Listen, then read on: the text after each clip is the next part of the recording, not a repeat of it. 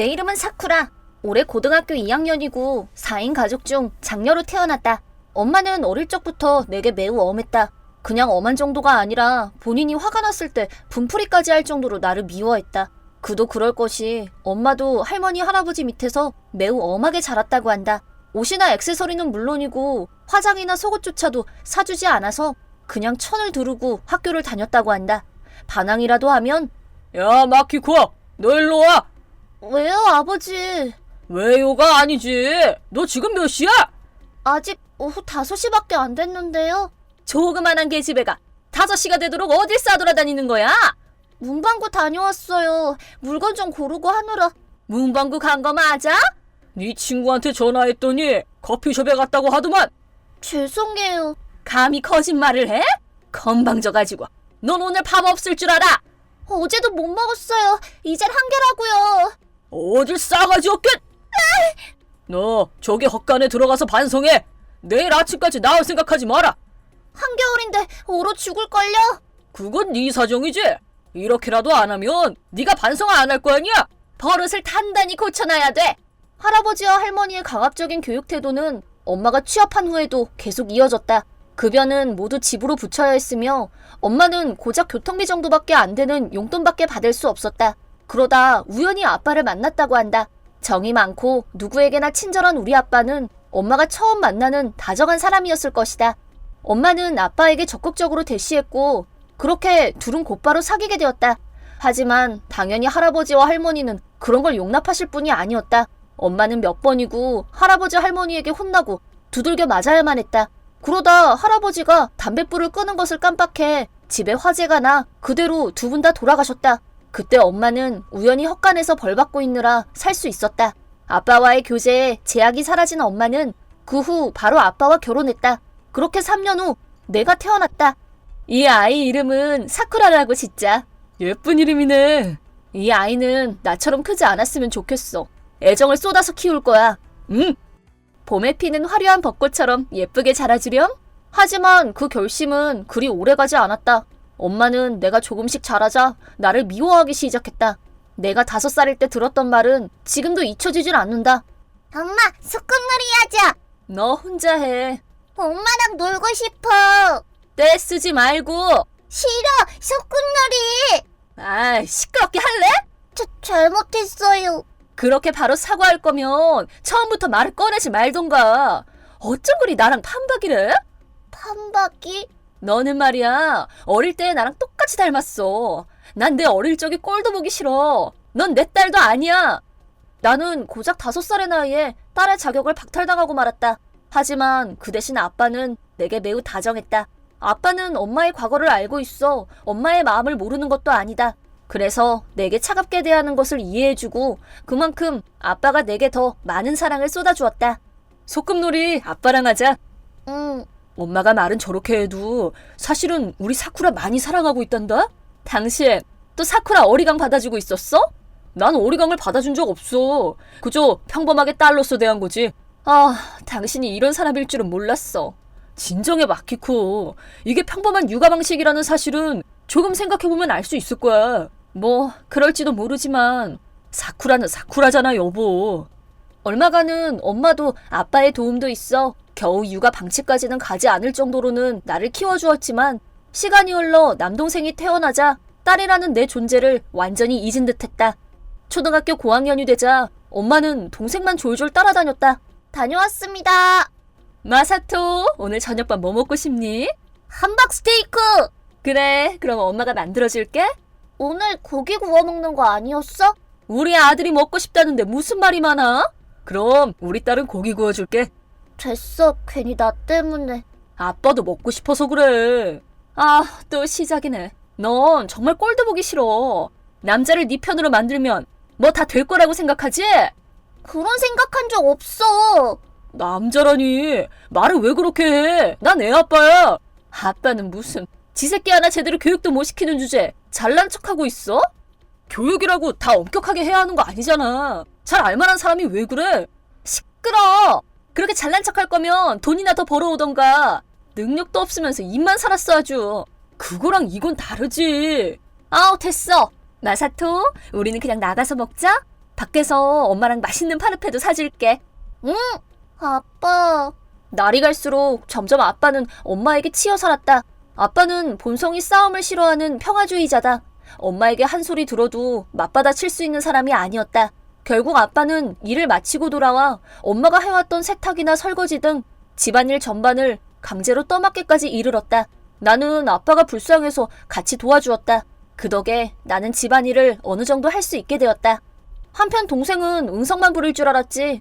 중학교에 가서도 성적이 바닥을 치기만 했다. 그리고 드디어 내 대학 수험이 코앞으로 다가왔을 때쯤 할 얘기가 있어. 뭔데?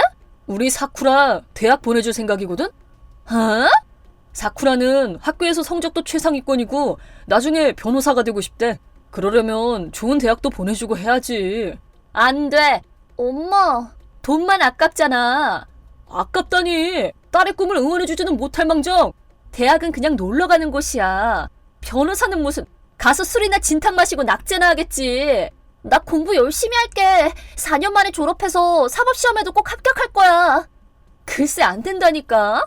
넌 나랑 똑 닮았어. 안 봐도 비디오야. 나라면 분명 제대로 안 할 거거든. 당신이랑 사쿠라는 다르지. 말하는 뽐새 봐. 애초에 당신이 돈만 제대로 벌어왔으면 고민할 필요도 없었잖아. 그건 우리 집 형편은 당신도 잘 알고 있잖아. 집안 사정 생각해서 절약해야겠다거나 더 일해서 빚을 갚든 생활비에 더 보태든 해야겠다. 그런 생각은 안 들어? 사쿠라 너 하나 때문에 지금 얼마나 많은 돈이 들어가는 줄 알아? 그건 엄마 잘못이지. 뭐라고?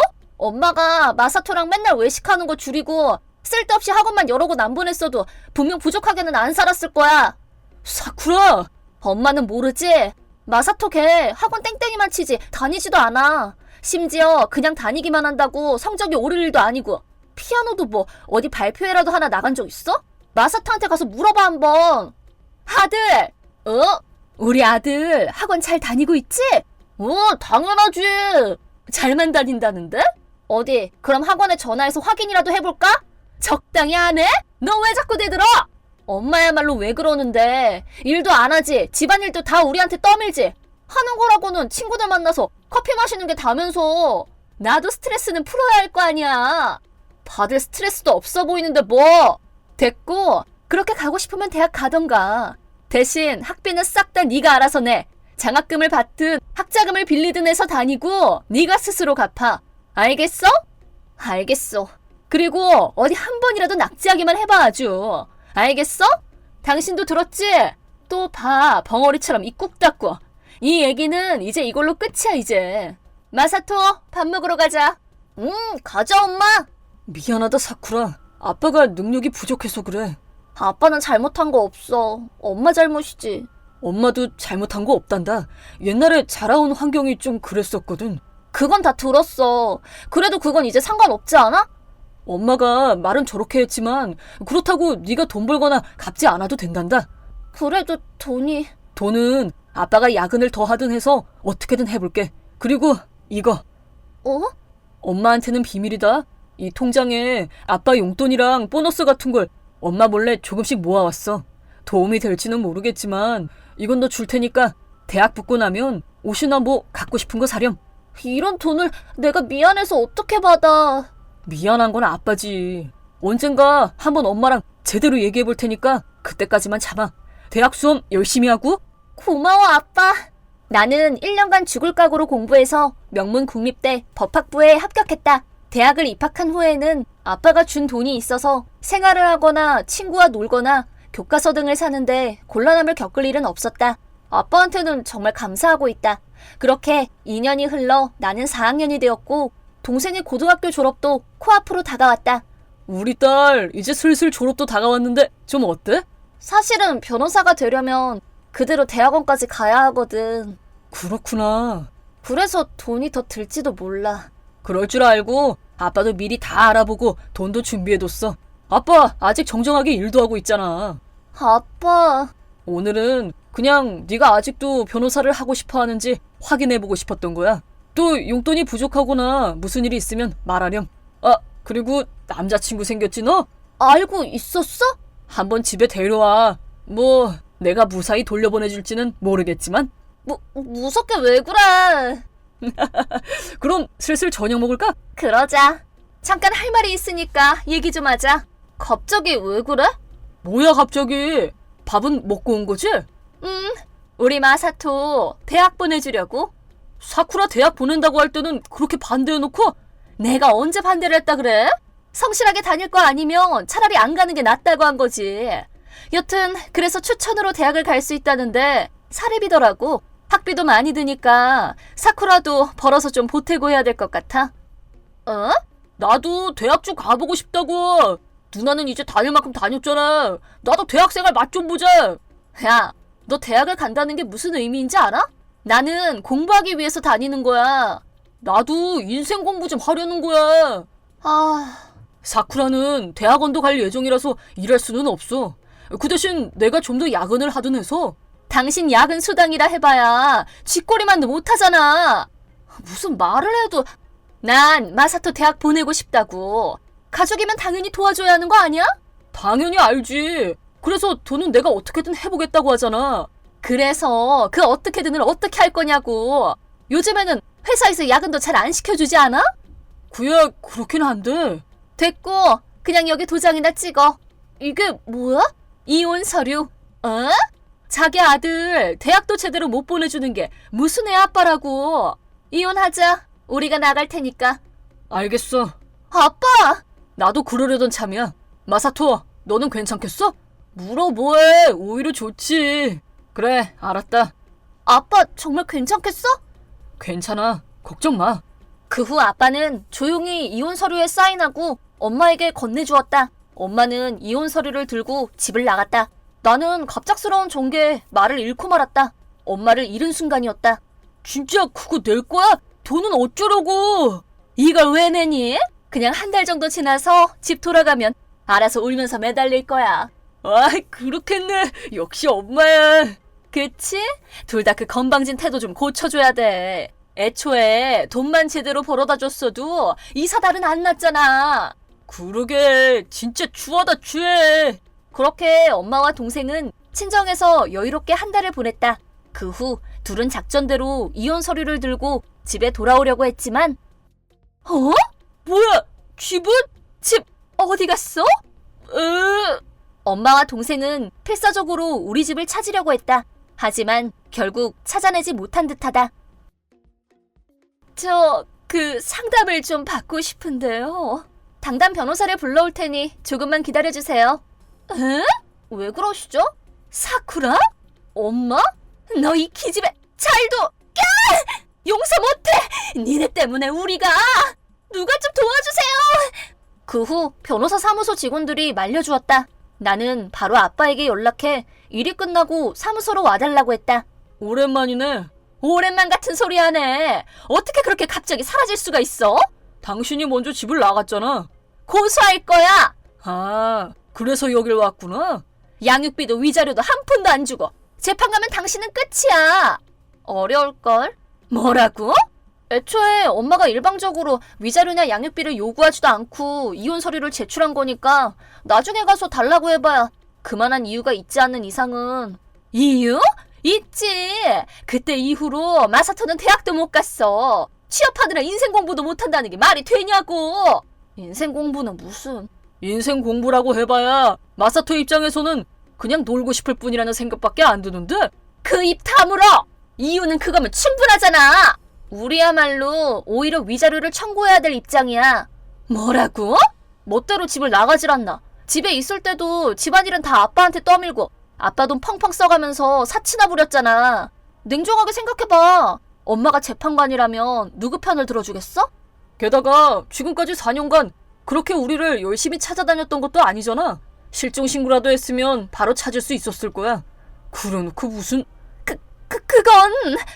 결국 갈수록 니네 부모님이랑 똑같이 닮아가는구나. 뭐라고? 학대당한 아이가 자라면 똑같이 학대를 하는 경향이 있다는 말 들어본 적 없어? 그게 지금 딱 당신 상황이라고. 엄마, 다시 잘해볼 생각이 있으면 마사토랑 같이 돌아와. 대신 엄마 자신을 다시 제대로 되찾자. 이미 나는 나야. 잘난 듯이 말하지 마. 나 무시하니 지금? 그건 우리가 할 말이지. 4년 동안 우리도 얼마나 힘들게 지내왔는지 알아? 엄마가 나가고 나서 나는 3일 밤낮을 계속 울었다. 나를 미워하는 건 알지만 이렇게 쉽게 집을 나가버릴 정도일 줄은 몰랐다. 아빠도 내심 크게 충격을 받았을 것이다. 얼마간은 자리에서 일어나지도 못하고 있었다. 그때 사쿠라, 들어가도 되겠니? 응, 괜찮아? 설마 엄마가 집을 나가버리다니 너무 충격이야. 아빠도 그래. 그래도 언젠가는 이렇게 될 운명이었던 것 같아. 정말 너무했어, 엄마도. 그렇게 너 때는 대학 가는 거 반대해놓고 마사토는 바로 보내려고 하다니.